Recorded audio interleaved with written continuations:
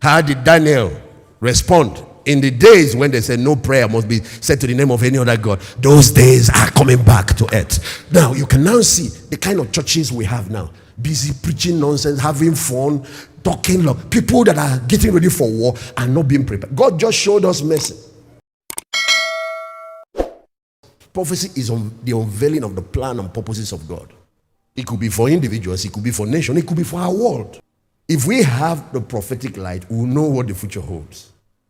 One of the things ahead is the emergence of the Antichrist. And some of you will assume that that's the first time an Antichrist is emerging. No. What we're going to be dealing with is like what the early church dealt with under Emperor Nero. What we're going to be dealing with is like what Abraham and others dealt with during the days of Nimrod. What we're going to be dealing with is like what Esther and those Jews dealt with during the days of Haman. Even in a recent history, what we're going to be dealing with is like what happened during the time of Hitler. The difference is that this will now be the climax of evil. That fourth beast. Hey, put up the picture. In Daniel chapter 7, God now gave Daniel the same message using animals. The same message, just like Joseph saw the coming famine 2 times. Saw one as seven ears of corn, eating up the fat ears of corn. And then he saw the same vision again in form of 7 lean cows eating. This thing is exactly the same thing. The only thing now is that when you read it in Daniel chapter 7, more details are given to us. It's like the camera zeroed in on a close range. It gave us some more details than the one Nebuchadnezzar saw in Daniel chapter 2. So you see those 4 kingdoms that will arise starting from the time of Daniel to the last days. Of course, if I will even say 5. From Babylon to Medes and Persia to Greece and then to Rome. This last one called this beast, the Roman Empire. It is when that kingdom came to power that Jesus was born. The pioneer emperor that brought that empire into force was Alexander the Great. Then he dies, Octavian takes over from him. And this Octavian is the one that is called Augustus Caesar. It was in the days of Augustus Caesar Jesus was born. Remember that the prophecy said it is in the days of the 10 horns of this last, which are the 10 toes. Daniel chapter 2 verse 44. Put it up. In the days of those 10 kings, the days of those 10 toes, the God of heaven. In the days of these kings shall the God of heaven set up a kingdom which shall never be destroyed, and the kingdom which shall not be left to other people. And he shall break in pieces and consume all of these kingdoms, and it shall not stand. For human government as we know it, civilization as we have known it, designed by man, is about to end. And God is going to bring this earth and this whole of the human system back under his divine, practically. I know they will say the kingdom of God is here, but physically, politically, economically, militarily, it's going to be here. And at that time, it will be Jesus ruling with the saints. But here is the point. This last beast that is terrible is the one that started the birth of the church and the one that will be there when the whole thing ends.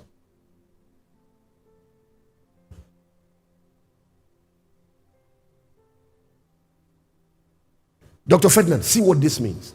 The 10 horns are 10 horns of the same last beast. That's the one we're going to be dealing with. Everything that John prepared us in the book of Revelation is about living in the time of the 10 horn and the little horn that will emerge out of it. The time of the Antichrist, the time of the beast, and all of that. Revelation chapter 12, 13, and going forward. Those 10 horns. But the point is that those 10 horns also is a revived Roman Empire. This is about Rome. And the so-called revived Roman Empire is what is imagined today as the European Union. And is influence that is it will end up having on the whole world. If you and I are going to live in the days of the 10 horn, we need to study all the things that happened from the beginning of the rise of this beast. The early church actually thought that Emperor Nero was the Antichrist. They wrote about him, preached about him using codes. See what he did to the church. And see what some of those other emperors that emerged from this empire did. This last beast is what John started. You see, Daniel started from Babylon and wrote to Rome. John picked up his writing from Rome. He didn't talk about, you won't see anything about Babylon in Revelation, anything about Greece in Revelation, anything about Medo-Persia in Revelation. Everybody starts from where they are to the future. John started his own from the last beast. This beast you are reading about in Revelation 13 is this last beast. But he now went to when the 10 horns will be fully in power and the little horn will emerge among them.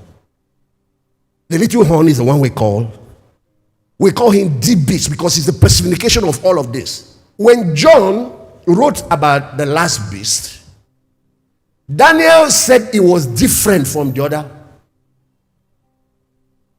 He gave some description, but didn't give us the exact look of this particular beast. So sometimes you see some people, they will draw a dragon there. This one now drew leopard with some other heads. But John described it. Look at the description of John, Revelation chapter 13.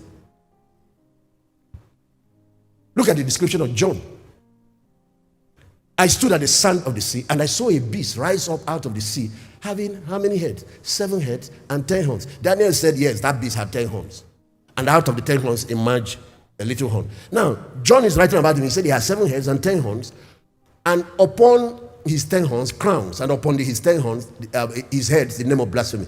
The beast which I saw was like leopard. Please go back to your picture. We'll flip and come back. Go back to your picture. Which kingdom was leopard here? Was it not Greece? But we're in the 4th beast. He has gone back and picked a feature of the Greece Empire. Go back. The beast was like leopard, but his feet were like the feet of a bear. Go back. Which empire is bear? Is it not Medes and Persia? He has also gone back and picked some features of the Persian Empire, combining with some of the people. That's what makes it unique. He's going to combine all of the histories together and bring all the bank at once. So we see what Nebuchadnezzar did to the Hebrew boys repeating in 21st century. Then go back, we will see. Yes? And he has the mouth of a lion.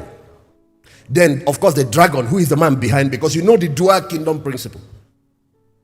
This is dragon that is ruling from behind the scene.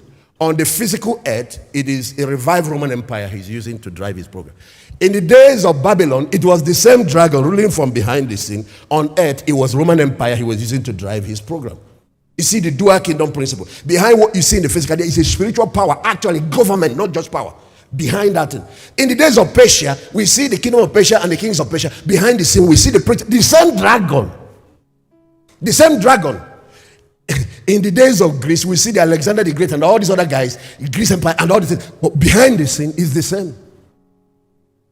Haven't you noticed that the scriptures that prophecy, Old Testament, that wrote about Satan, he's one place called the king of Babylon. Another place is called Prince of Persia. Another place is called King of Tyre.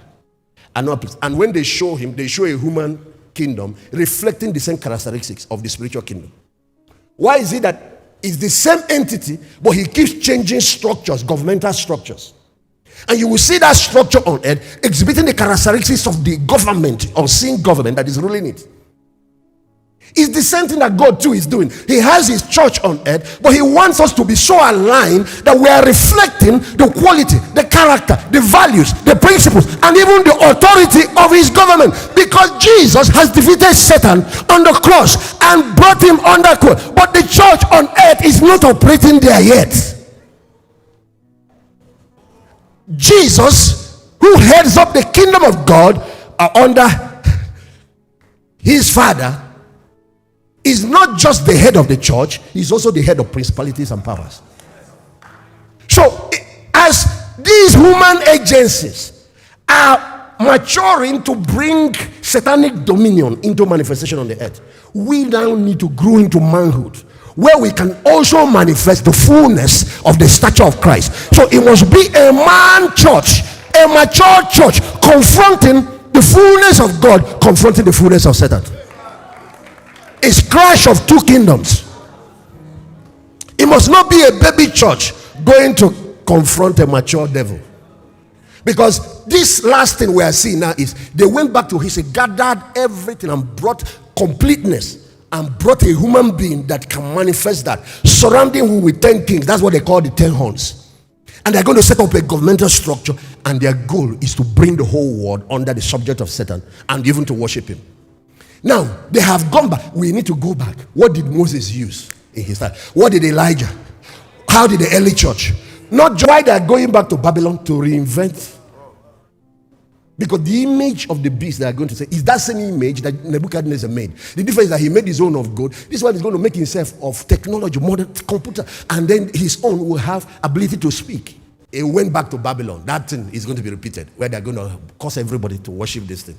There will be three things about the guy. One is his image and demanding worship. Two will be his marks. And three will be his personal allegiance to. And any of the three, anybody dabbles into, he has pledged allegiance to the dragon. And then he's doomed. How did the three Hebrew boys handle that? How did Daniel respond? In the days when they said no prayer must be said to the name of any other God, those days are coming back to earth. Now, you can now see the kind of churches we have now. Busy preaching nonsense, having fun, talking love. People that are getting ready for war and not being prepared. God just showed us mercy. Suspended some of these things. That what type of consecration is required from today's church? What level of preparedness? What type of knowledge should churches and pastors be preaching? What should be the quality of your prayer life? Is it supposed to be anything less than Daniel's own? Who dealt with beasts? You think you're the first to deal with beasts? He was dealing with the number one beast, which was a lion. Of course, he stepped in the time of Persia. He dealt with the second beast. It's not only Paul that said, I fought the beast of Ephesus. Daniel.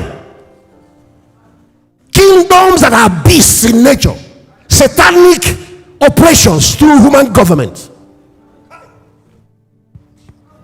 So you think, I don't want to say anything, but Nigerian church, whatever you think you are facing now in Nigeria is warm-up exercise. It's our gym so that we can build muscle to get ready for the last days. The main event is still on the way. And it's very close. It's at the doorstep. I am fully convinced that the little time we have now is to prepare the end-time church and equip everybody for battle. And it's a multi-dimensional training. Because when you now have understanding of the future or the times, you need to now begin to ask God, what should Israel do? What should the church do? How do we position? What? And so you realign your life, your ministries, to be in line with God's revealed purposes. God cannot be traveling north. You carry your church. A lot of pastors are here. You carry your members and be traveling east or west. In those days, when the glory moves, the glory crowd moves, the children of Israel will pack up and follow it. Anybody that stays back becomes victim for the Amalekites.